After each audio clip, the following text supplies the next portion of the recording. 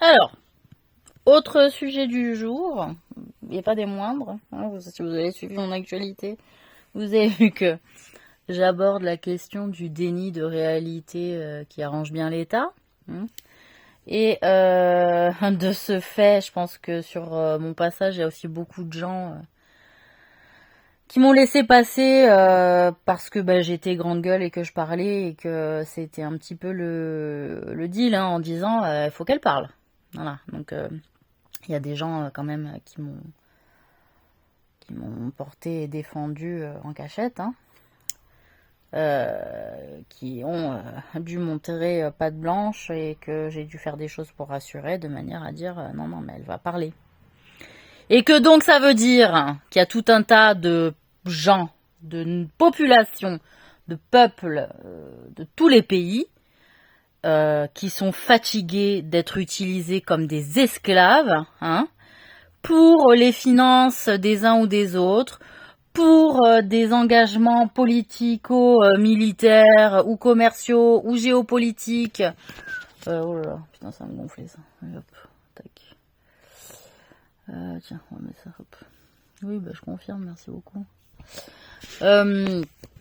Qui fait que à un moment donné, les gens, en plus d'être usés mentalement, ce qu'on leur dit, c'est payez-vous en faisant des affaires lors des contractualisations. Sauf qu'à un moment donné, le fait de payer ou d'être payé dans ce cadre-là d'accords commerciaux par rapport aux contrats qu'on porte, etc. Comme c'est des imbroglios politiques, etc. Que des fois on est engagé dans des histoires de fous.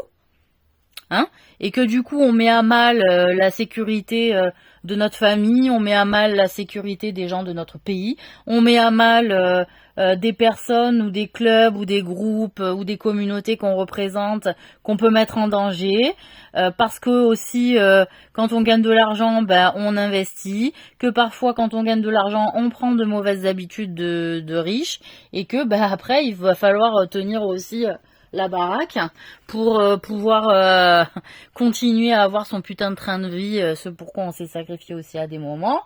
Qu'à un moment donné, on veut aussi la même chose pour ses gosses, et donc je vous explique, enfin voilà, vous avez compris le cercle vicieux, que parfois on est aussi pris dans des formes de chantage parce que on a gagné de l'argent, on a représenté parfois des marques ou des produits ou des entreprises et qu'on a eu à des moments donnés des privilèges ou des passe-droits et qu'on a pris de mauvaises habitudes et que peut-être on a empêché aussi de manière illégale et injuste d'autres personnes d'avancer alors que leurs droits étaient légitimes et que donc on a fait de la corruption en versant parfois de l'argent, etc. en disant bon vous allez l'emmerder telle personne, je vous file du pognon. Sauf qu'à un moment donné, quand on est pris à la gorge à force de faire de la merde, l'enseigne ou je sais pas qui, à qui vous aviez demandé certains services qui étaient pas légaux, hein, ils vous demandent, oui, il faut encore payer. Et les gens ils deviennent gourmands à un moment donné, ils disent elle est prête à casquer pour qu'on fasse de la merde. Moi je veux bien faire de la merde de temps en temps, mais je peux parler aussi, hein, je peux te dire ce qui se passe. Donc après dans leur stratégie de merde, vouloir nuire aux gens alors que c'était leur droit et ils avaient gagné les choses de manière légitime et que donc personne ne pouvait en dire quoi que ce soit.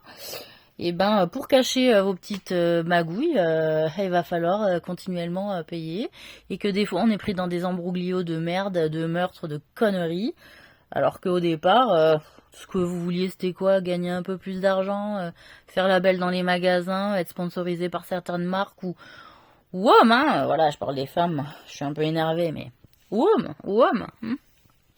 Et qu'en dernière instance, le fait aussi, excusez-moi, hein, le fait aussi d'empêcher cette histoire d'homosexualité, on l'a portée. Du fait en plus qui est énorme, c'est-à-dire on est en 2021, moi je me suis dit bon, certes l'homosexualité, moi quand j'étais petite, je m'en foutais déjà de l'homosexualité. Mais en fait moi ce que j'avais appris c'était que dans les années 60... ou même 70, et je crois que ça s'est terminé avec la suppression de la peine de mort en France, mais jusque dans les années, je crois, 70, l'homosexuel pouvait être condamné à mort, ou à minima aller en hôpital psy. Hein, c'était ça aussi la réalité. Donc moi je comprends que les homos ils soient un petit peu, enfin ils aient pris l'habitude de cacher leur sexualité, que parfois ils aient pris de mauvaises décisions et que ça use de scénarios vraiment alambiqués pour se cacher.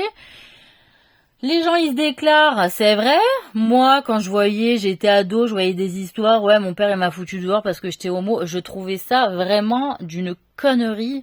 Les parents qui soutiennent pas leurs gosses par rapport à leur sexualité et que des fois c'est juste parce que le parent lui aussi il est homo et qu'il a refoulé son délire et que, enfin excusez-moi, son désir, hein, pas son délire, mais qu'il a refoulé son truc et que bon en fait le gosse il va porter ce que l'autre parent a refoulé. Après on parle de la psychogénéalogie, gna gna gna, vous l'avez compris.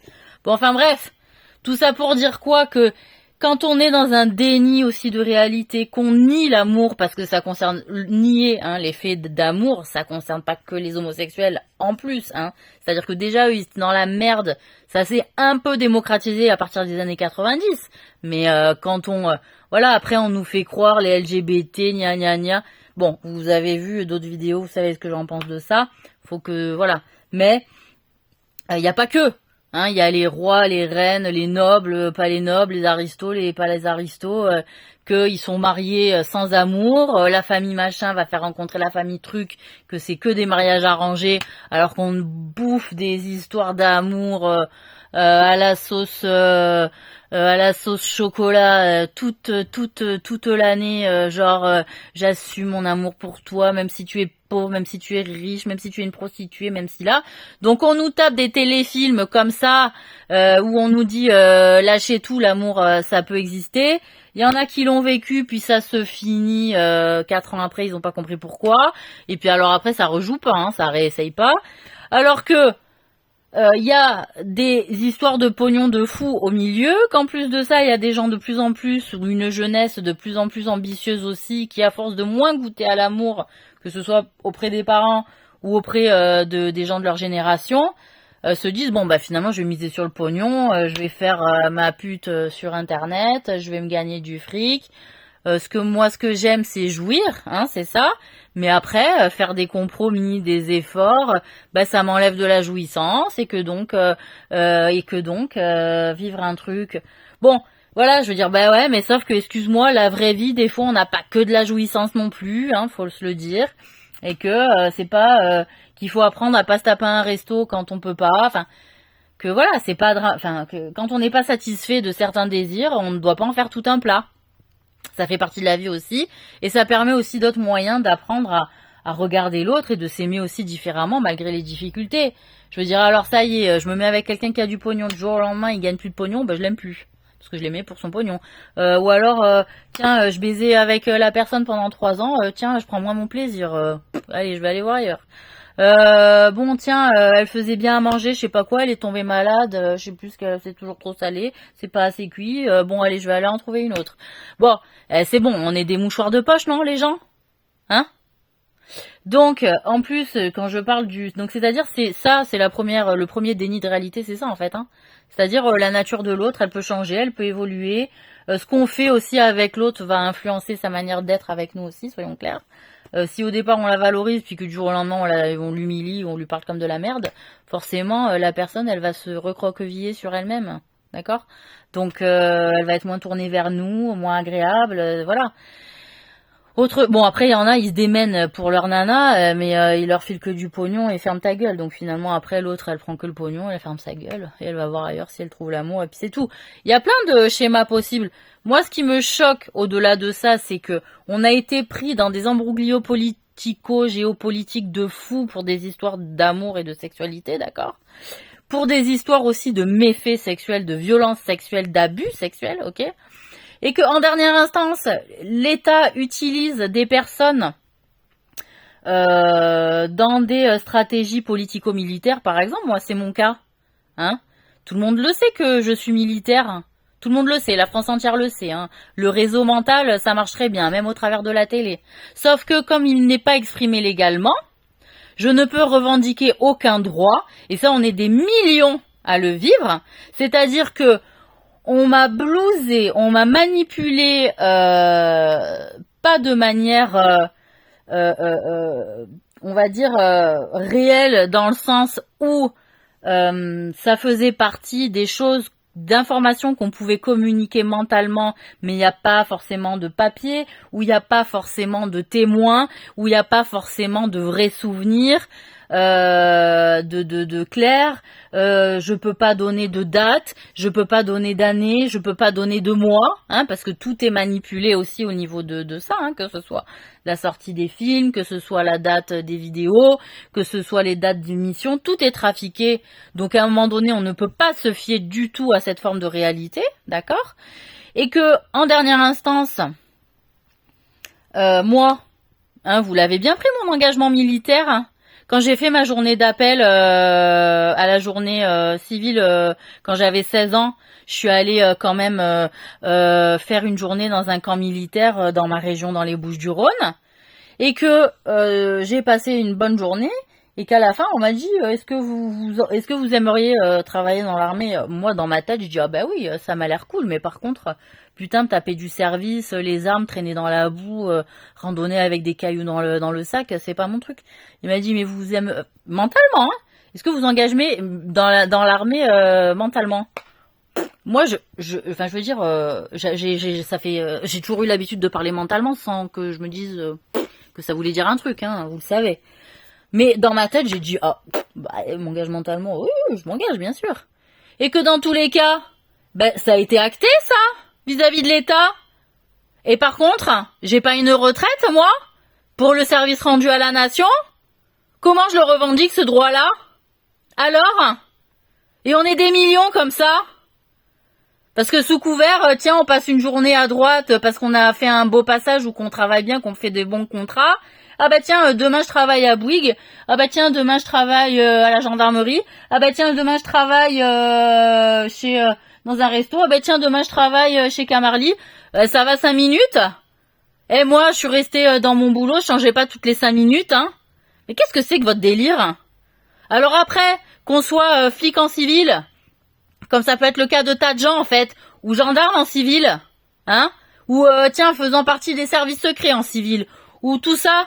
Alors ça compte quand ça doit démerder tout le monde. Par contre, une fois que tu veux que t'es dans la merde, t'as aucune reconnaissance. Et puis alors, si on peut t'éliminer à un moment donné, comme ça a été le cas depuis des siècles, hein. Déjà, la couronne d'Angleterre, elle avait déjà fait ça. C'est ce que dénonce aussi, je suis désolée, le Sunday Bloody Sunday de U2. C'est qu'ils se sont bien servis des Irlandais pour faire certains boulots et que derrière, ils les ont laminés en un samedi, sa race. Et que le samedi, en dernière instance, c'est pas le Shabbat, c'est le Sabbat. Donc c'est la réunion officielle du rituel pour honorer Satan, ma race. D'accord? Donc maintenant, on va arrêter de l'honorer, Satan, parce que c'est moi qui vais vous honorer, en dernière instance. Et que là, il va falloir très clairement réfléchir à ce que vous allez faire et laver un petit peu ce code civil qui date de Napoléon. On en a marre. On va rester sur le 18e siècle combien de temps, là? Je suis gentille, 19e, parce que c'est 1801, non? Le code civil de Napoléon. Donc vous allez le changer, le reprendre de A à Z. J'en ai rien à faire. Vous mettez une équipe dessus. Putain, il y a des lois, elles doivent disparaître. Et il y a des lois qui doivent être réécrites. Et il y a des lois qui doivent être ajoutées. On en a marre d'être pris comme de la merde. Vous imaginez? Vous faites bosser des gens de qualité et après vous les traitez comme du caca. Et par contre, le caca, vous le faites monter en mayonnaise ou en crème fouettée et vous le mettez au-dessus de vos gâteaux, non? Putain! Vous avez pas honte? Et après, ça passe devant quoi? À la télé pour dire je défends la République? Pardon? Vous défendez rien du tout.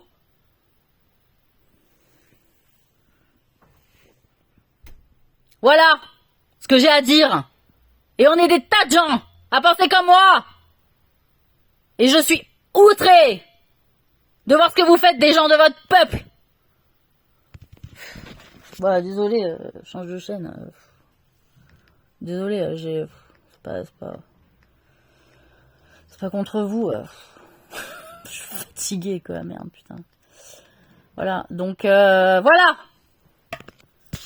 Ça va bien 5 minutes. Voilà. C'est tout ce que j'ai à dire. Et qu'il y en a, vous savez ce que j'ai compris moi à Marseille? Qu'il y a des clochards qui restaient dans la rue, qui bossaient en fait pour la police en civil, ou pour les gendarmes en civil, ou pour les militaires tiens en civil, et que des fois il y avait des affaires, ils avaient hyper bien bossé, par contre ils en savaient trop. Donc vas-y, lève-les. Voilà. Alors après, t'as des connasses qui vont dans les services sociaux faire des formations d'EduxP, et puis qui vont valider, parce que c'est des DS et des reines de mes couilles de je sais pas d'où là, et qui vont valider le service 5 étoiles de lever des clochards pour les hacher menus dans un abattoir. C'est pas vrai? Voilà. Venez que je vous fasse caca sur la gueule, moi aussi, puisque vous aimez ça. Vous allez voir, ils sont comme les autres. Putain.